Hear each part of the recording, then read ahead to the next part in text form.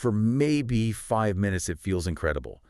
But then, silence. And right after that silence, that creeping, uncomfortable thought often comes in, Exactly. We spend so much of our lives optimizing for success. Yeah. We read the books, we listen to the podcasts, we hustle. We do. But we almost never pause to ask if the definition of success that we're using is, well, if it's actually broken. Well, today we are going to tear that definition right down to the studs. We're looking at a text by Mohammed Abdullah titled, "Without Islam, Life is Chaos." And a fair warning to you right off the top. This isn't some self-help guide that tells you to organize your desk or wake up at 4 a.m. Right. This is a theological dismantling of the modern world's entire operating system. Abdullah isn't just offering a critique. He's proposing a completely different way of understanding what it means to be a human being. It is intense stuff. And the mission for this deep dive is to really unpack his central argument, which is that life without a specific divine framework, in this case Islam, inevitably slides into ruin. Right. And we're going to get into the gritty details of who he defines as winners and losers. And these definitions are going to sound, completely alien if you're used to, say, the Forbes or Fortune definitions of success. Oh, for sure. We are stepping into a worldview where a billionaire can be considered bankrupt and a person with, absolutely nothing in their bank account could be seen as the ultimate tycoon. So let's start with that problem statement. The title of the text is, "Without Islam, Life is Chaos." That's a heavy opener. It really is. What is the specific chaos he's talking about? Is it just general disorder, like a messy room? Or is it something more? It's so much deeper than that. Abdullah's core premise is all about human nature, or maybe more specifically, unanchored human nature. Unanchored. Yeah. He argues that human beings, biologically, psychologically, we are wired to seek satisfaction. That's our drive. But if you remove the divine framework, what he sees as the guidance of Islam, you don't just become neutral. You don't just float around in some Zen state. You drift. You drift. And where do you drift? Right. You drift toward what he calls short-term satisfactions. The whole argument is that without a higher structure pulling you up, gravity just pulls you down into your basic instincts. So without a rule book, our default setting is basically chase the dopamine. Precisely. And he's very explicit about where that leads. He lists the usual suspects of vice: drugs, alcohol, premarital sex, gambling, organized crime. Right. But here's the nuance. He doesn't just list them as bad things you shouldn't do. He frames them as symptoms of a structural void. He uses this really evocative word to describe the state of a person without guidance. Hollow. Hollow. Yeah, that really stuck out to me reading this. It suggests the vice isn't the cause of the problem, but it's the result of an emptiness. Exactly. It's not that you're just doing bad things, it's that you feel empty, so you're trying to stuff that hollowness with these, intense experiences. It's the difference between being a bad person and being a lost person. Abdullah argues that this hollowness becomes unbearable, so it drives you toward what he calls negative nature factors. Like what? Things like greed, jealousy, arrogance, ignorance. And this leads us to the crucial philosophical pivot in his argument: subjectivity versus objectivity. Okay, let's unpack that, because subjectivity sounds like a term from a college philosophy class. Yeah. How does he apply it to real life here? It's actually very, very practical. He argues that without Islam or divine law, morality becomes purely subjective. Meaning, I just decide what's right for me. Yes. You decide what's right and wrong based on how you feel today, or what benefits you in the moment. And Abdullah's point is that human subjectivity is a trap. If I define my own reality, my ego is eventually going to rig the game. I'll define right as whatever gets me more money, more power, or more comfort. So chaos isn't just people running around screaming in the streets. Chaos is 7 billion people playing by 7 billion different sets of rules, all designed to serve their own egos. That is a perfect way to put it. When everyone is the god of their own reality, collision is inevitable. That is the chaos. And that leads us to the biggest idol of this subjective world, which the author just relentlessly attacks: money. Oh, he goes in on money. He really does. I have the quote right here, and he does not mince words. He writes, "Which idiot gave you the idea that money is success?" It's a rhetorical slap in the face to modern culture, isn't it? It really is. But I want to be clear. Is he saying money itself is evil? Because that seems a little too simplistic for a text like this. You're right to catch that distinction. He isn't saying currency itself is evil. He's saying money without guidance is a recipe for self-ruin. Right. Think about it like this. If you are hollow, like we just discussed, if you're driven by greed, arrogance, a need for short-term hits, and then I hand you $1 billion, what happens? I just have a billion times more capacity to be greedy and arrogant. Exactly. The money accelerates the chaos. It's fuel on the fire. In Abdullah's view, a wealthy person without a moral framework is just driving a Ferrari off a cliff at maximum speed. Wow.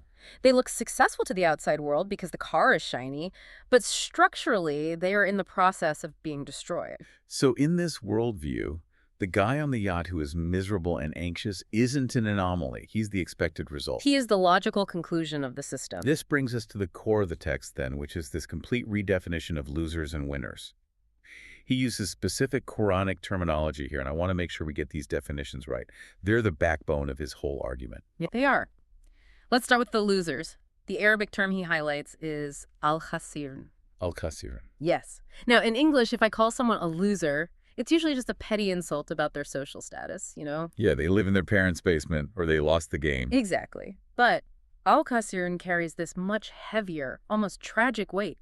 It implies a state of total loss, a bankruptcy of the soul. It's not about losing a match. It's about losing everything that actually matters. Correct. And the text breaks down this losing into 4 specific categories based on verses from the Quran. It's almost like a taxonomy of failure. Let's walk through them because they seem to escalate in intensity. The first category is just straight denial. Right.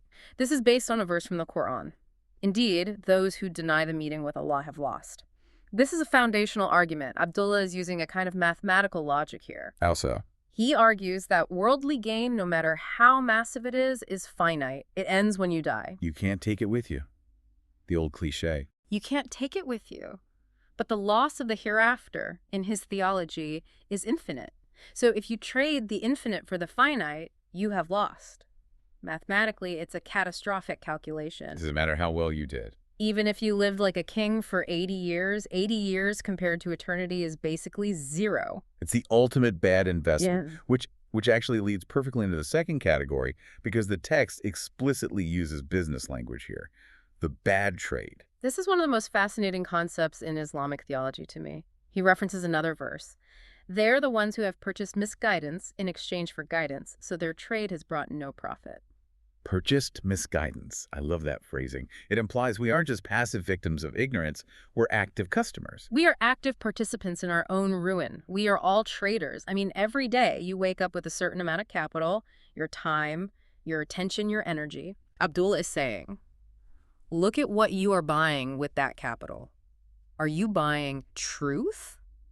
Or are you spending your life savings to buy misguidance, ego, fleeting pleasure, social validation, distraction? That hits home. It forces you to look at your scrolling habits or your obsession with what people think of you and ask, is this a profitable trade? And the answer usually is that we're getting ripped off. We are trading gold for plastic. And that leads to the third category, where the consequences of this bad trade become painfully real. The ultimate sacrifice. Okay, this is based on a verse that describes the losers as those who lose themselves and their families on the day of resurrection. Lose themselves. It circles right back to that idea of hollowness we started with. If you spend your whole life chasing external things, you eventually erode your internal self. You cease to be a whole person. It's like you've hollowed yourself out so much there's just nothing left inside. And the text adds, and their families. This implies a blast radius. Spiritual bankruptcy doesn't just hurt you. If you are leading your family based on this chaos principle, prioritizing status over character, money over integrity, you are leading them into the loss with you. It's a collective tragedy. It is. That's heavy. But I think category 4 is the one that really rattled me the most. The concept of wasted deeds. Because the first 3, denial, bad trades, I could see those coming. But this one implies you could actually be trying to do good and still lose. This is the most dangerous trap. He references a verse where deeds are turned into scattered dust. Scattered dust, it's such a visceral image. It is. Imagine building a castle. You spend 50 years laying bricks. You build a hospital. You donate millions. You're the pillar of the community. You do all the right things. You do. You step back to admire your work, and a wind comes and just blows it all away like it was made of dry ash. But why? That seems incredibly unfair. If I built the hospital, I built the hospital. Why is it dust? Because in this framework, the what is irrelevant without the why. Abdullah argues that if those deeds were driven by arrogance, hypocrisy, a desire for fame, if the foundation was the ego rather than the divine, the structure cannot stand. It has no spiritual weight. So if I donate $1 million just so people will clap for me at the gala. Then the clapping was your reward. You got what you paid for. You don't get a spiritual reward on top of it. Wow. In the divine economy, that transaction is closed. You wanted fame, you got fame, but in the hereafter, scattered dust. That is a terrifying thought. It demands such a rigorous audit of your own intentions. Why am I actually doing this? It completely kills the fake it till you make it mentality. You can't fake intent in this worldview. It forces you to look in the mirror and ask if you are building stone or just piling up dust. Okay, we've stared into the abyss of the losers, the hollowness, the bad trades, the dust. Let's pivot to the light at the end of the tunnel. How does Mohammed Abdullah define the winner? He uses the terms al-mufliyin, the successful, and al-faizun, the winners. And just like with the losers, he breaks this down into criteria based on the Quran. It's not random. So the first criterion seems pretty standard for a religious text. Faith in action. Standard, but specific. He cites a verse, "Successful indeed are the believers." But here's the catch. Throughout the text, he emphasizes that belief isn't just an intellectual yes. You can't just agree with the philosophy and keep living in chaos. Right, it's not a club membership where you just sign a card and show up once a year. Exactly. It requires righteous deeds. It's a compound requirement. Faith provides the map. Action is the actual driving. You need both to get to the destination. If you have the map but don't move, you're stuck. If you move without the map, you're lost. And the second criterion really focuses on that internal aspect we talked about, internal work. This is the antidote to the hollowness. He references a verse. He has succeeded who purifies it, meaning the soul. I like that word purify, because accumulate is usually how we think of success. Yeah. I need to get more skills, more contacts, more assets. That's right. But purify implies stripping things away. That's a brilliant observation. In the chaos model, success is addition. More money, more pleasure. In the guidance model, success is subtraction, removing the greed, the arrogance, the envy, the ego. It's about polishing the mirror so it reflects the divine light clearly. So the winner isn't the one with the most toys, it's the one with the cleanest lens. Beautifully put. And that clarity allows them to achieve the third criterion, the long view. This circles back to the time frame issue we touched on earlier. It does. He references a verse. But the hereafter is better and everlasting. A winner is fundamentally someone who understands the timeline. They realize that this life is essentially a waiting room. Or a testing ground. Right. So why would you invest all your emotional energy decorating the waiting room? The winner invests in the permanent residence. It's delayed gratification on a cosmic scale. So when we step back and look at the whole picture Abdullah's painting, it's basically a giant comparison matrix. He set up worldly standards on one side and Quranic standards on the other. And they are almost perfect in verses. Let's just look at the metrics. Worldly standard, wealth and status, Quranic standard, faith and integrity. Worldly standard, temporary success, winning the election, the fiscal quarter, the viral tweet. Quranic standard, eternal success. And the big one, winning in life versus winning with Allah. That's the crux of the argument. And it leads to his final definitive summation. I think this quote really encapsulates the whole deep dive.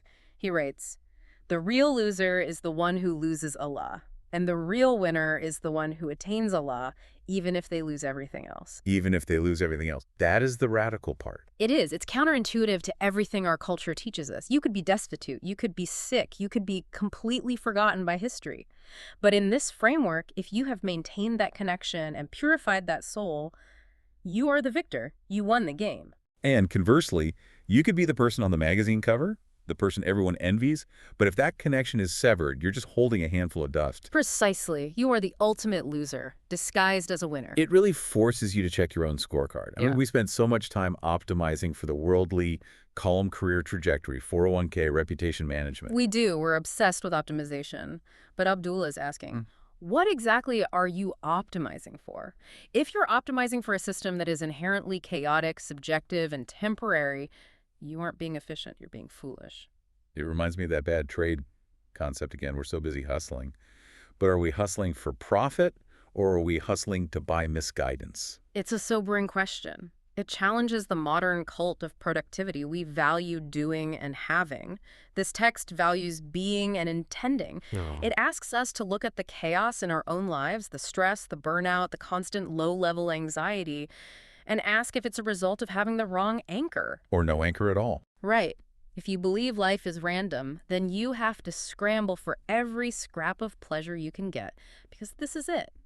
That's a high-stress way to live. It's scarcity mindset versus abundance mindset, but on a spiritual level. Exactly. If you believe in the better and everlasting, the pressure comes off the immediate moment. You don't have to win every argument. You don't have to own the biggest house, because those aren't the metrics that count. You're playing a different game entirely. It's been a fascinating look into a worldview that just completely rejects the modern definition of success. It's intense and it's uncompromising. It is, and whether you subscribe to the theology or not, the critique of materialism is incredibly sharp. We all feel that hollowness sometimes. Abdullah just gives it a name and a cause. I want to leave our listeners with that image of the scattered dust one more time. It's such a powerful visual to carry through your week. It is. It's the ultimate litmus test. As you go about your day chasing your goals, ticking off your to-do lists, building your castles, just take a second to pause. Ask yourself, is this building something solid? Is the intention right? Or, if the wind blew, would it all just turn to dust? That is the question. Thanks for diving in with us. We'll see you on the next one.